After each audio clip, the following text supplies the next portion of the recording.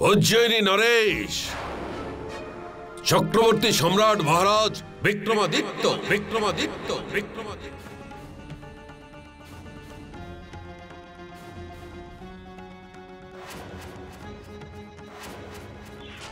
জীবন আর মৃত্যু মানুষের নিজের হাতে থাকে না। এবার যাই হোক না কেন, আমি এইভাবে এই পরিস্থিতিতে কিছুতেই পালিয়ে যেতে পারবো না। আমি জানি ও নিজের ধর্ম খুব মেনে চলে। ও কোনো চুরি করেনি। চুরি যেই করে থাকুক, শুলে তোমাকেই চড়ানো হবে। এই যে তুমি কাল সাপটাকে পুষে রেখেছো, ওই সর্বনাশ করেছে। এই মুদ্রাগুলি দয়ারাম তোমাকে আলুলিকার কন্যাদানের জন্য দিয়েছে। এর ওপর আমার কোনো অধিকার নেই। এই সময় তোমাকে সাহায্য করার মতো কেউ নেই। আপনি এই দায়িত্ব আমাকে দিয়েছিলেন, আর আমি কোনো কাজ অসম্পূর্ণ রাখি না।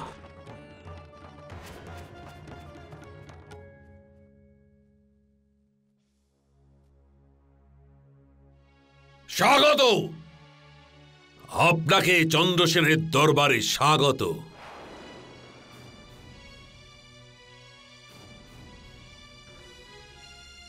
আমি তোমার জন্য অধীর আগ্রহে অপেক্ষা করছিলাম।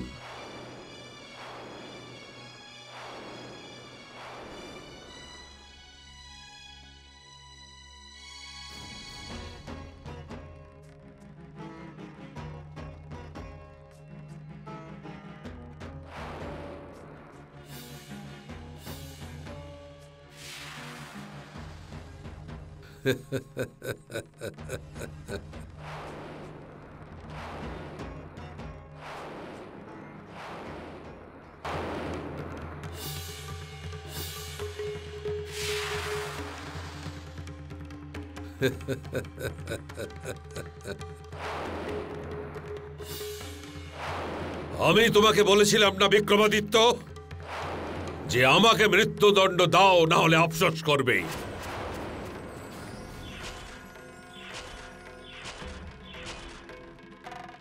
কিন্তু ওই সময় তুমি নিজের শক্তি আর নিজের বাহুবলের নেশায় চুর ছিলে। এখন বলো, আজ চক্রবর্তী সম্রাট মহারাজ বিক্রমাদিত্য শৃঙ্খলিত হয়ে চন্দ্রসেনের সামনে অপরাধী হয়ে দাঁড়িয়ে আছে।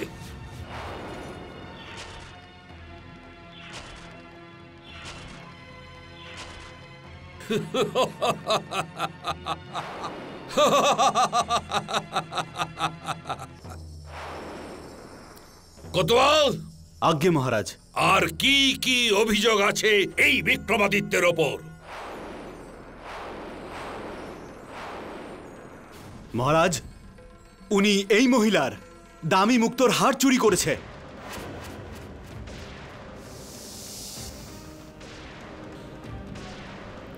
আসল মুক্তোর হার? আর তাও বিক্রমাদিত্য?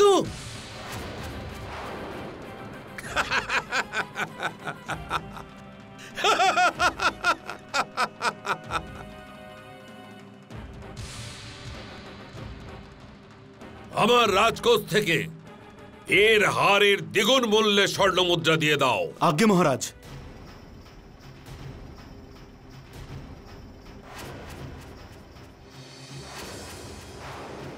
আর এখন এই বিক্রমাদিত্য চন্দ্রসেনের অপরাধী। চন্দ্রসেনের অপরাধী।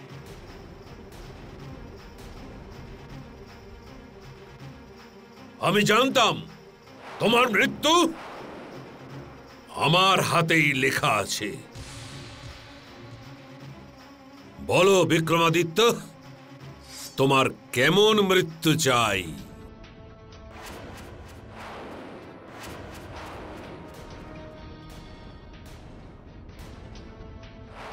চন্দ্রসেন, শুধু একবার আমার হাত দুটো খুলে দাও, তারপর তুমি নিজেই বুঝে যাবে।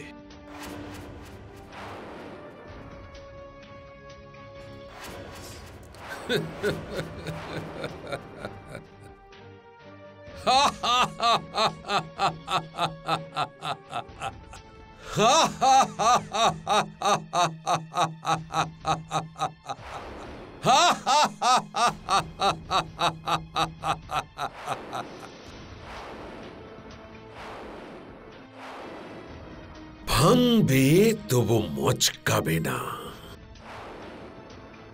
অবশ্যই বিক্রমাদিত্য, যদি তোমার এটাই অন্তিম ইচ্ছা হয়ে থাকে, আমি অবশ্যই পূর্ণ করব।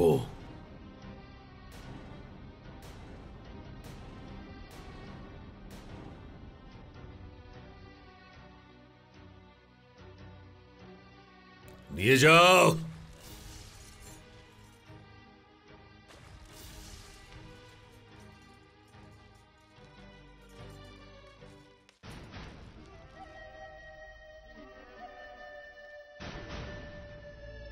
এখন আর এসব ভেবে কি লাভ হবে?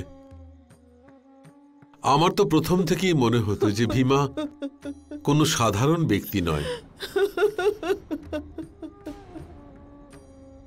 তোমাকে কত বুঝিয়েছি, তুমি বুঝতেই চাইতে না।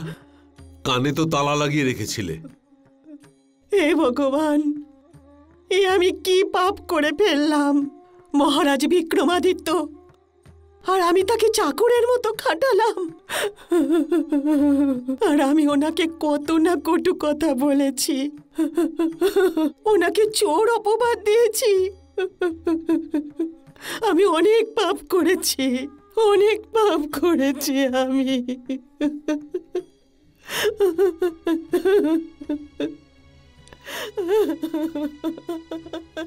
কাকিমা, এবার থামো, তোমার কিচ্ছু হবে না। সম্রাট বিক্রমাদিত্য তো ভীষণই দয়ালু, এতক্ষণে হয়তো তোমায় ক্ষমাও করে দিয়েছেন। হয়তো আমাদেরই কপালটা খারাপ ছিল যে এত দিন ধরে বিক্রমাদিত্য আমাদের সঙ্গে ছিলেন, আর আমরা ওনার সেবাও করতে পারলাম না। তোমরা যা যা ব্যবহার করেছো সেগুলো হয়তো ক্ষমার যোগ্য, কিন্তু আমি জেনে শুনে ওনার চরিত্রকে যে কলঙ্কিত করেছি তার কোনো ক্ষমা হয় না, কোনোভাবেই না।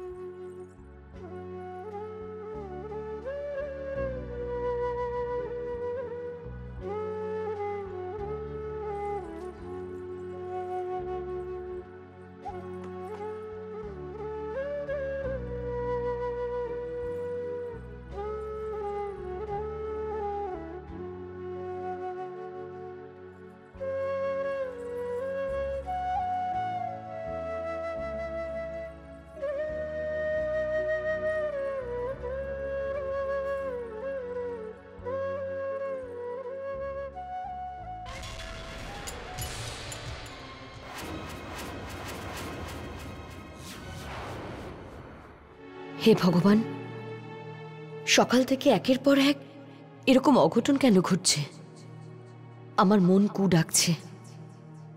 হে শনিদেব, আপনি রক্ষা করুন প্রভু।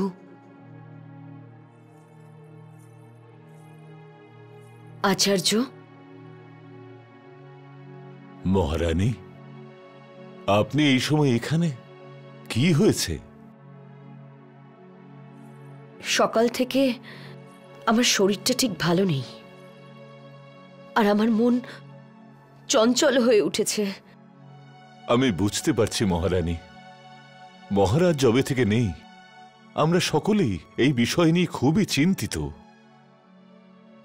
আসলে সকাল থেকে কিছু না কিছু অঘটন ঘটছে। প্রথমে আমার হাত থেকে পুজোর থালা পড়ে গেল, আর তারপর যখন আমি আয়নার সামনে বসে সিঁদুর পরছিলাম তখন সিঁদুরের কৌটোটা হাত থেকে পড়ে গেল। মহারানী, আপনি চিন্তা করবেন না, ভগবানের উপর ভরসা রাখুন। মহারাজ যেখানেই আছেন সুস্থ আছেন। আমি মহারাজের কুণ্ডলী দেখছি।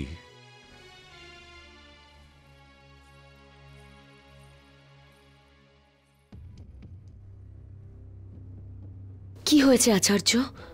আপনি কিছু বলছেন না কেন? আমার মন অস্থির হয়ে উঠেছে। মহারানী, যখন লগ্নে রয়েছেন শনি এবং মঙ্গলের দৃষ্টি সপ্তমে, তখন জাতকের মৃত্যুও ঘটতে পারে।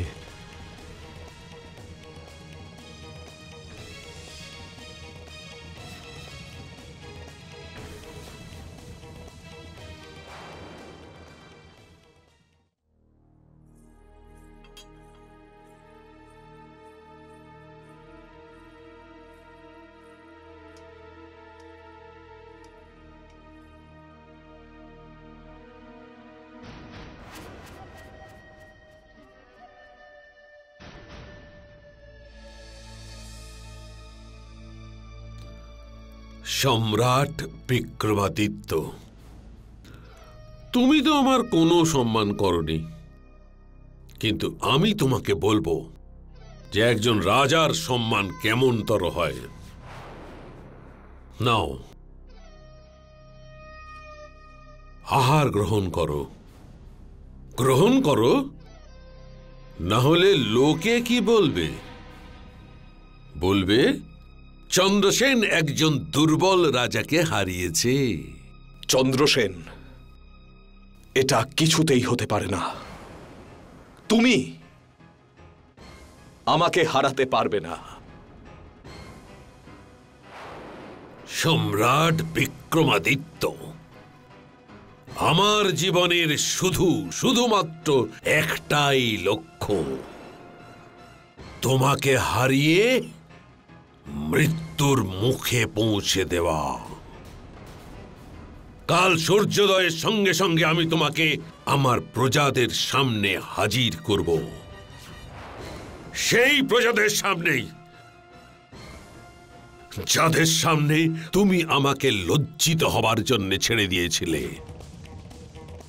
আর তারপর বিক্রমাদিত্য, তুমি আমার পায়ের ওপর মাথা নত করে নিজের প্রাণ ভিক্ষা করবে। ভিক্ষা।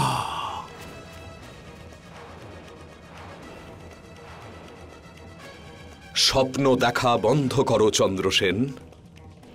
স্বপ্ন?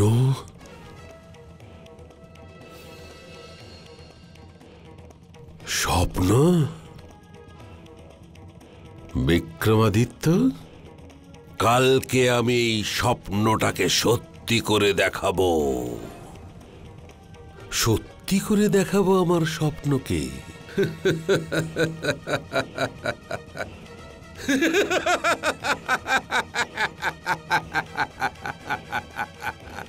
সত্যি করে দেখাবো আমি।